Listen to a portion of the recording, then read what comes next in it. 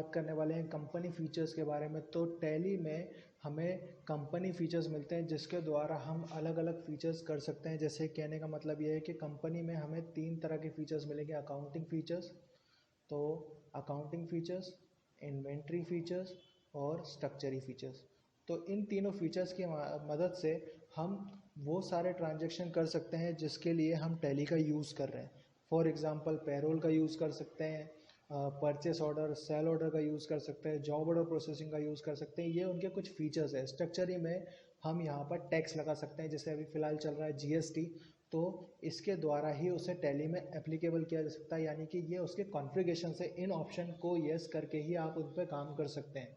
तो company features में जाने के लिए एक फंक्शन की होती है F11 फंक्शन की होती है, और अकाउंटिंग फीचर्स में जाने के लिए F1। लेकिन इनको लगाने का तरीका सबसे पहले ये होगा कि सबसे पहले आपको जाना होगा कंपनी फीचर्स में, उसके बाद ही आप अकाउंटिंग फीचर्स में जा सकते हैं। डायरेक्टली आप F1 प्रेस करेंगे तो ये काम नहीं करेगा। तो ये 3 तरह के फीचर्स होते हैं और इन 3 फीचर्स से के द्वारा हम कंपनी में काम कर सकते हैं। किसी कंपनी में इन फीचर्स को बदलने के लिए F11 फंक्शन की का यूज़ किया जाता है। F11 कंपनी फीचर्स बटन का प्रयोग किया जाता है। प्रत्येक कंपनी में अलग अलग फीचर्स को एक्टिवेट किया जा सकता है। कंपनी मेन्यू में अकाउंटिंग, इन्वेंट्री और स्ट्रक्चरी टैक्सेशन फीचर्स को चूज़ कर सकते हैं। ठीक है, जिसके द्वारा हम इन पे काम कर सकते हैं। तो मैं आपको दिखा देता हूँ कि कैसे ये काम करते हैं। सबसे पहले मैं आपको टैली ओपन करके दिखा रहा हूँ। तो मैंने ये टैली ओपन कर ली है और मैं यहाँ पर हूँ गेटवे ऑफ टैली पे। तो सबसे पहले मैं F11 फंक्शन की का यूज़ करने वाला। तो F11 फंक्शन की का यूज़ करूँगा जिससे मैं पहुँच जाऊँगा कंपनी फीचर्स में। जैसा कि मैंने आपको कहा था कि पहले आपको कंपनी फीचर्स पे काम करना पड़ेगा। ठीक है, और उसके बाद हम यहाँ पर प्रेस करेंगे F1 तो हम पहुँच जाएंगे अकाउंटिंग फीचर में। यदि आपको F1 प्रेस नहीं करना है तो यहाँ पर भी एक मेन्यू दिया गया है जिससे आप चूज़ करके आप उसमें जा सकते हैं। जैसे मैं ये यहाँ पे आ गया। लेकिन आप यदि कॉम्बिनेशन या शॉर्टकट की का ही यूज़ करना चाहते हो तो यहाँ से आप F1 प्रेस करेंगे।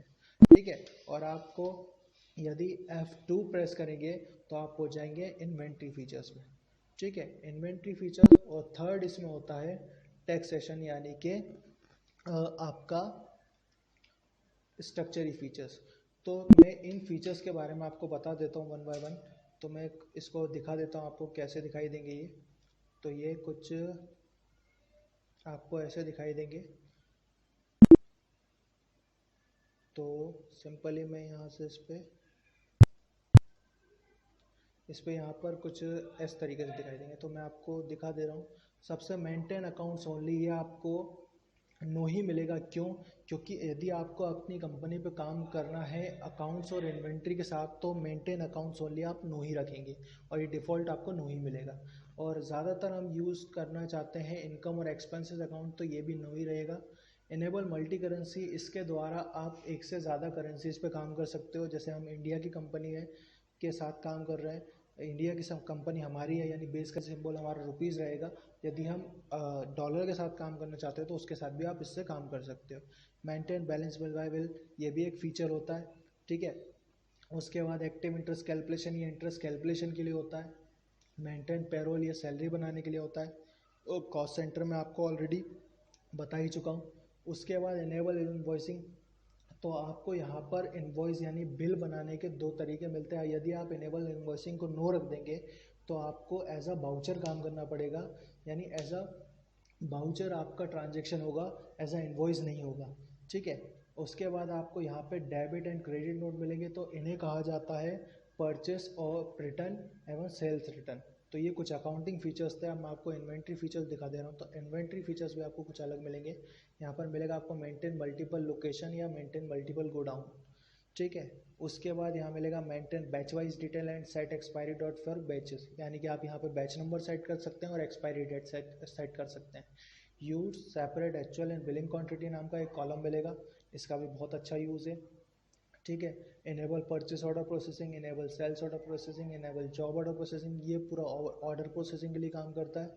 ठीक है, यहाँ पर भी आपको इन्वॉइसिंग के लिए दिया गया है और यहाँ पर भी आपको डेबिट नोट और क्रेडिट नोट दिया गया है।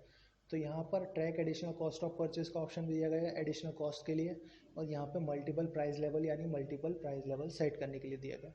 यदि आप F11 F3 में जाते हैं तो यहाँ मिलेगा आपको स्ट्रक्चर एंड टैक्सेशन। तो यहाँ पर फ़िलहाल अभी सरकार के द्वारा लागू जो किया गया है वो GST लागू किया गया है, तो ज़्यादातर GST चल रहा है इंडिया में।